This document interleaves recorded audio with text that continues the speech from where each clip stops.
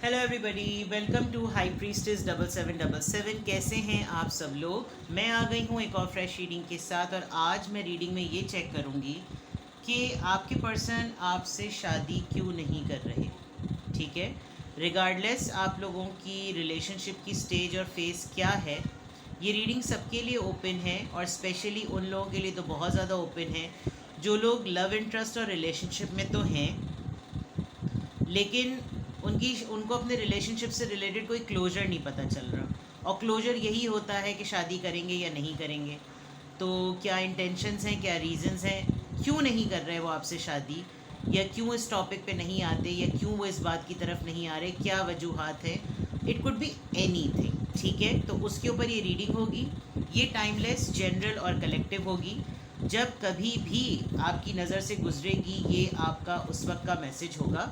तो मैसेज आपने वही लेना है जो लगे आपको अपनी सिचुएशन से मैच करता हुआ। टैरो में ये मैसेजेस आए हैं, सब आपने अपने ऊपर इम्पोज नहीं करने, और इनकी बेसिस पर आपने कोई भी फाइनल डिसीजन नहीं बनाना। हमेशा अपनी प्राइवेट रीडिंग लें, मुझसे लें या किसी और से लें, और जब आपको तसल्ली हो जाए कि आपने तमाम इन्फॉर्मेशन गैदर कर ली, तभी आप किसी कंक्लूजन पर पहुँचें। डिस्क्रिप्शन बॉक्स में मेरा नंबर मौजूद है, साथ में सेकंड चैनल का लिंक भी मौजूद है, और दोनों ही चैनल्स पर रीडिंग लेने के लिए मेरा कॉन्टैक्ट नंबर एक ही है। तो without any further delay, let's see कि आपके पर्सन आपसे शादी क्यों नहीं कर रहे। क्या उनके जवाबात होते हैं, क्या उनके हालात मामलात होते हैं, क्या वो एक्सक्यूज़ेस देते हैं। चेक करते हैं कि आपके पर्सन आपसे शादी क्यों नहीं कर रहे। खातून हो या मर्द, आपके पर्सन आपसे शादी क्यों नहीं कर रहे। Please give me the answers. 6 of Swords, Libra, Gemini, Aquarius. 4 of Wands, Aries, Leo, Sagittarius. The Emperor, Aries, okay. 9 of Cups, Cancer, Scorpio, Pisces. And Queen of Pentacles, Taurus, Virgo, Capricorn. देखें, दो बड़ी बड़ी बातें हैं। एक तो ये कि आपके पर्सन को ख़ुद भी अंदाज़ा इस बात का नहीं था कि आप दोनों के दरमियान का जो रिश्ता है ना, वो इस तरह का हो जाएगा कि बात यहाँ तक पहुँच जाएगी। एक बात। दूसरी बात, या तो आप किसी मैरिड पर्सन से डील कर रही हैं या कर रहे हैं, आप अपने हिसाब से ले लीजिएगा। यहाँ पर भी एक लेडी है, और यहाँ पर क्वीन ऑफ पेंटिकल्स की एनर्जी आई है, जो कि मुझे तो 80% आप खुद लग रही हैं। ठीक है, खातून। आपके पर्सन आपसे शादी क्यों नहीं कर रहे। शुरू में जब आप दोनों का रिश्ता बना होगा, तो इन्होंने आपको बड़ी लॉलीपॉप्स दी होंगी, और बड़े आपको ड्रीम्स दिखाए होंगे कि मैं तुम्हें लेकर थर्ड सेटल हो जाऊंगा और वहाँ सेटल हो जाऊंगा। शायद उन्होंने आपको डे वन से ही बताया हुआ हो कि ये मैरिड ही हैं, और इनकी लाइफ में ऑलरेडी कोई है, और इनके तो इनकी मिसेस से बनती नहीं है, और वाइफ से नहीं बनती, और हस्बैंड से नहीं बनती, ब्ला ब्ला ब्ला, और मैं तुमसे शादी कर लूँ और ये हो जाए वो हो जाए। एज डिफरेंस है, गैप है आप लोगों के दरमियान, और आप लोग किसी फंक्शन पे, किसी गैदरिंग में दोबारा एक दूसरे से मिले थे। आप लोग पास में पार्टनर्स रह चुके होंगे या नहीं रह चुके होंगे, लेकिन ये आपसे शादी क्यों नहीं कर रहे। एक तो ये कि ये आपको कहीं दूर रखना चाहते हैं, मतलब ऐसी जगह रखना चाहते हैं जहाँ इनको और आपको कोई डिस्टर्ब ना करे। इन्होंने आपसे यही वादा किया हुआ होगा कि मैं अगर सेटल हो जाऊँ, मैं शिफ्ट हो जाऊँ, मैं ट्रांसफ़र हो जाऊँ, मैं यहाँ हो जाऊँ, मैं वहाँ हो जाऊँ, तो मेरी और तुम्हारी शादी हो सकती है। अब ये कि इनकी पोजीशन ऐसी है कि अगर इन्होंने इस वक्त ये डिसीजन लिया तो लोग बड़ा मजाक उड़ाएंगे, जबकि ये आपके साथ लिटरली जब ये होते हैं तो इनको लगता है कि इनकी उम्मीद जो है ना वो बर आ गई, इनकी ख्वाहिशात पूरी हो गई। With this queen of pentacles, आप एक स्ट्रॉन्ग पर्सनैलिटी हैं, आपको आराम से जो है ना वो इग्नोर नहीं किया जा सकता।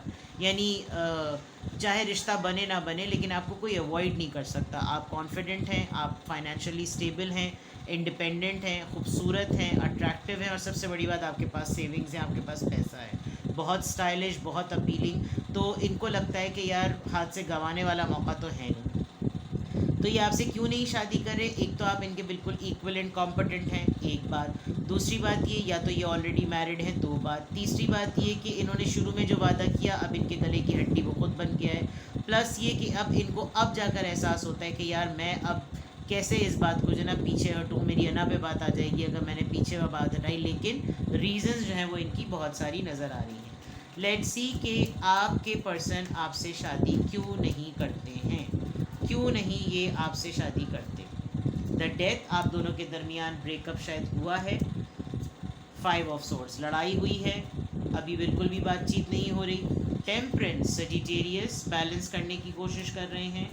And with the hermit, hermit के बाद का कार्ड भी बहुत इंपॉर्टेंट होता है, वो इसका आंसर होता है। 2 कार्ड्स आ रहे हैं, दोनों ले लेती हूँ। Queen of wands and 4 of pentacles. Yes, this person is already married and there are 2 women in his life. ठीक है, अच्छा, और अगर आप खातून होते हुए ये रीडिंग देख रही हैं और किसी साहब बहादुर के लिए देख रही हैं, तो फिर आपको आपकी अपनी ही किसी जानने वाली से धोखा मिला है, या कोई बीच में पड़ा हुआ है जो कि आपके इस मैटर को ख़राब कर देगा या कर रहा होगा। क्यों आपके पर्सन आपसे शादी नहीं करते? अभी आप लोग नो कांटेक्ट में हैं, बिकॉज एक तो आप वैसे भी with the queen of pentacles थोड़ा सा प्राइड मोमेंट आपका ज़्यादा है और आप झुकने वालों में से नहीं हैं। प्लस इस बात को लेकर आपके दरमियान ठीक ठाक किस्म की लड़ाई हुई है, बिकॉज हो सकता है आपने अपनी फैमिली में इनको as a future partner introduce करा दिया हो और ये पीछे हट गए हो, जो कि बहुत शर्मिंदगी की बात हुई होगी। और ये अपने पास्ट को लेकर पीछे उसको छोड़ नहीं रहे, पास्ट में पड़े रहते हैं। और आपको लगता है अगर पास्ट में मरे हुए लोगों के साथ ही रहना है तो फिर रहो, इस बात पर आप लोगों का आर्ग्यूमेंट हुआ होगा। आप अपनी ज़िंदगी में जैसे ही ब्रेकअप के बाद बैलेंस लाने की कोशिश करते हैं तो आपके ऊपर भी एक सेल्फ रिफ्लेक्टरी मोड आ जाता है और इनके ऊपर भी एक सेल्फ रिफ्लेक्टरी मोड आ जाता है। जो सबसे बड़ा मसला है चीज़ को बैलेंस करने का, वो ऑलरेडी इनकी लाइफ में मौजूदा पार्टनर का है। ये आपसे शादी इसलिए नहीं करते ताकि ये कैसे इस चीज़ को बैलेंस करेंगे जो ऑलरेडी मौजूदा पार्टनर है। अगर आप भी आ गए तो मैं बैलेंस मेंटेन करूं तो कैसे, इसीलिए ये साइलेंट मोड पर है। अभी आजकल आपको ये कोई एक्शन कुछ भी नहीं शो कर रहे होंगे और बिल्कुल इन्होंने अपनी फीलिंग्स को, अपने मामलात को, अपनी सेविंग्स को, सब चीज़ों को होल्ड कर दिया होगा। अगर ये आपको बहुत ज़्यादा फाइनेंशियली पैम्पर करते थे तो इन्होंने आजकल वो हाथ भी खींच लिया होगा जिस पे आपकी और ज़्यादा हट रही होगी कि चलो कुछ भी किया, ये भी चीज़ हाथ से गई। तो इस पर भी आपको बहुत गुस्सा आता होगा कि मुझे क्या समझा हुआ है, क्या पैसे देकर समझा हुआ था। इस तरह की चीज़ों में आप लोगों की यकीनन कोई ना कोई फ़ाइट ज़रूर हुई होगी, क्योंकि पहले इन्होंने आपका ट्रस्ट जीता और ट्रस्ट जीतने के बाद जब इनको लगा कि अब ये इनके साथ मामला इनके सेटल नहीं हो रहे तो ये पीछे हट गए और वो इनके लिए काफ़ी एम्बैरेसिंग मोमेंट भी है। तो आपके पर्सन आपसे शादी क्यों नहीं कर रहे? क्योंकि ये ऑलरेडी मैरिड हैं।